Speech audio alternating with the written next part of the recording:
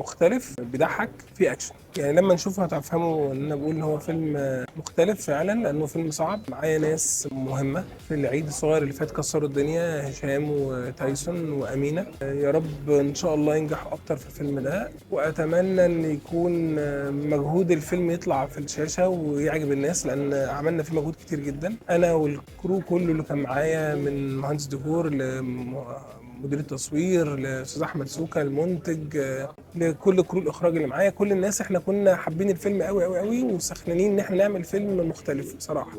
كنت مركز قوي قوي في الفيلم، لاني معاكي ناس بتمثل، ناس بتضحك، ناس مختلفة.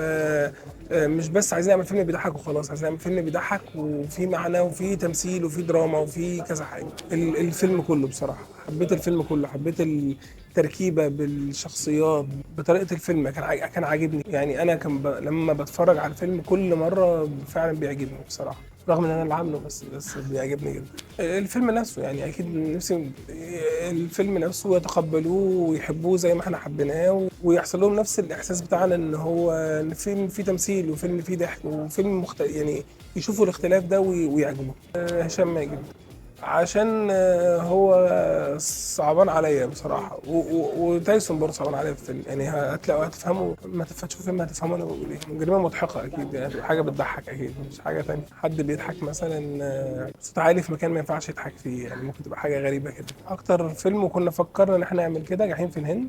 عايزين نعمل فيلم اسمه جحيم في المكسيك، نفسنا نعمله بالتركيبه دي كلها بنفس الناس كلهم، واكس مراتي نفسي اعمل له جزء تاني. لازم كلنا بنضحك. يعني هيبقى شيكو هشام عشان هيبقى منظم قوي الماني في افكاره. احمد فتحي طبعا، محمد امام عشان يبقى فيه اكشن في الموضوع. كريم محمود ممكن من الناس اللي هي هتبقى فيها هزار طول الوقت. اقول لك حاجه غريبه جدا، انا كنت في ثالثه اعدادي وبمضي مخرج سينمائي مع دراسه توني وانا في ثالثه اعدادي. والله العظيم. فانا هقول لنفسي كمل، والحمد لله حققت اللي انا كنت نفسي اوصل له بصراحه.